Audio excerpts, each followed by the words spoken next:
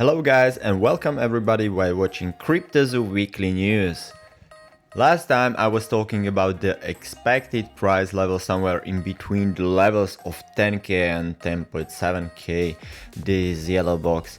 This area is exactly where we got after the sharp fall down at the end of the last weekend. Look at this exact place here. Just a touch of this support line here and a little price stabilization follows. It becomes more interesting in these moments as we are reaching this end of this kind of triangle, and we could see nice try of Bitcoin for next upward price movement and overall trend change. There is a chance for other price movement. We can easily break this support line and go one line below at the level around 8.7 or 8.6, as this possible bearish pattern is being formed right here, and we could go the same amount or same direction with this line like previous fall down. From my point of view, next weekend we could visit this green box right here down, and as usually I'm not giving you any financial advice, just saying my opinion and overall situation, how it is and how I feel that. Possible, but more unlikely to happen. We will go higher and emotions will come back into market, and Bitcoin could set the rising trend, stay above this line and be in this upper green box maybe. But from my point of view, it's more likely that we go down as the trend is declining, and the trend is your friend. The price movement chances are usually better when you go with the trend than when you go against it. I'm curious if this scenario will play out like the last one did. I'm saying also other possible actions, but I will in each video paint a green box where my thoughts about in 1 week horizon of Bitcoin price goes. Okay, let's move to the other topic. My prediction could be wrong due to the fact that BUGD is set to launch in a month. In a blog post, Friday BUGD CEO Kelly Loeffler wrote that our contracts have already received the green light from the CFTC through the self-certification process, and user acceptance testing has begun. With approval by New York State Department of Financial Services to create BUGD Trust Company, a qualified custodian, the BUGD warehouse will custody Bitcoin for physically delivered futures, she said. This offers customers unprecedented regulatory clarity and security alongside a regulated, globally accessible exchange in a market underserved by institutional-grade infrastructure.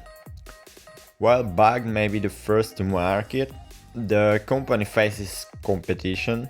Derivatives provider LedgerX and TD Ameritrade-backed ArisX are also looking to offer Bitcoin futures contracts to investors. CX and True Digital are also working to launch forwards contract, a similar product. Mention date in the article is September 24th, so let's mark the calendar and move to the next thing. Litecoin wallets hit by large-scale dusting attack. Reports are emerging that Litecoin wallets have been hit by a new kind of cyber attack called dusting. It hasn't affected Litecoin market, but it's something that crypto traders and holders should be aware of. This attack occurred on Binance exchange, and they have a really nice explanation about what dust attack is in their Binance Academy.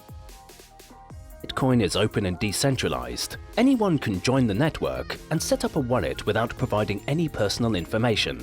And this is what makes Bitcoin somewhat anonymous, but not completely. Although it is not always easy to find the identity behind each address, all Bitcoin transactions are publicly recorded on the blockchain and open for anyone to see. Therefore, Bitcoin is not considered anonymous, but a pseudonymous cryptocurrency, and, as such, is susceptible to dusting attacks. Dusting attacks were created as a method to analyze blockchain transactions and de-anonymize users. They refer to an activity where attackers try and break the privacy of Bitcoin and cryptocurrency users by sending dust transactions to their wallets. But what is dust? The term dust refers to a tiny amount of coins. an amount that is so small that most users don't even notice. Taking Bitcoin as an example, the smallest unit of BTC is 1 Satoshi, and 1 Bitcoin is equivalent to 100 million Satoshi. So, we may use the term dust to describe an amount between 1 Satoshi to a few thousand Satoshi. Although dusting attacks were initially performed with Bitcoin, they are also happening with other cryptocurrencies that are running on top of a public and traceable blockchain. So how does a dusting attack work? Since each cryptocurrency wallet contains multiple addresses, the first step of a dusting attack consists of sending dust transactions to a large number of targets. The attackers then track down those funds and perform a combined analysis in an attempt to identify which addresses belong to the same wallet. The goal is to eventually link the dusted wallets to their respective companies or individual users. If the wallets are successfully de-anonymized, the attackers may use this knowledge against their targets, either through elaborate phishing attacks or cyber extortion threats. An effective way of protecting yourself against dusting attacks is to simply not move the dust funds you receive. If these funds are not moved, the attackers are not able to make the connections they need to de-anonymize the wallets, because these attacks rely on a combined analysis of multiple addresses.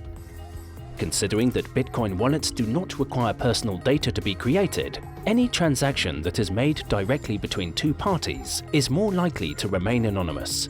Ideally, a brand new Bitcoin address should be created for every new receiving transaction in order to preserve users' privacy. Dusting attacks are not always related to phishing or cyber extortion.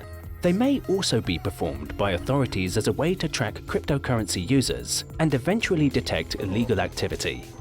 Along with dusting attacks, other de-anonymizing techniques that involve blockchain data analyses are being deployed by companies, research labs, and governmental agencies in an attempt to de-anonymize blockchain networks. Okay, so it's about identities and wallets matching. It could be somehow connected with recent Binance KYC leak. It is important to take care about your privacy, even though it's very difficult nowadays with all these KYC procedures and sending your identity here and there. Crossing 7 billion in assets under custody, Coinbase Custody is now the most popular and trusted choice for institutions to store cryptocurrency. Coinbase Custody has completed an acquisition of Xapo's institutional businesses. This acquisition caps off a tremendous period of growth and innovation for Coinbase Custody. In just over 1 year since launch, Coinbase Custody has grown to over 7 billion in assets under custody, stored on behalf of more than 120 clients in 14 different countries, making it the largest, most globally recognized and most trusted institutional custodian in the world. Xapo is a New York DFS regulated entity and a Gibraltari licensed e-money institution that offers a multi-currency digital wallet and a card that operates in the global market. Their mission is to give users from all over the world the ability to send, receive, spend and store their money globally and safely. Their team value proposition impact globally, work remotely, is represented by a workforce of over 250 team members who are globally distributed across more than 50 countries. Huge players are moving really fast in crypto space, growing fast. Speaking of which, Binance Chain ecosystem sees major growth in transactions and number of BEP tokens. The number of transactions on the Binance Chain grew to 10 million from 200,000 active addresses in the month of July. The total number of BEP2 tokens also grew to 131, with each token on the platform with a unique use case. Binance Chain is quite different from the many others, given it is not centered around dApps, nor does it support any smart contracts as of now. It is currently focused on creating a platform solely focused on launching trading tokens. Binance DAX, which is the decentralized exchange and runs on top of Binance Chain, so 28 newly approved community submitted listing, making its way onto the exchange, taking the total number of listing pairs on Binance DEX already to 75. With the addition of several new trading pairs, Binance DEX is closing on 500 million USD on CoinMarketCap.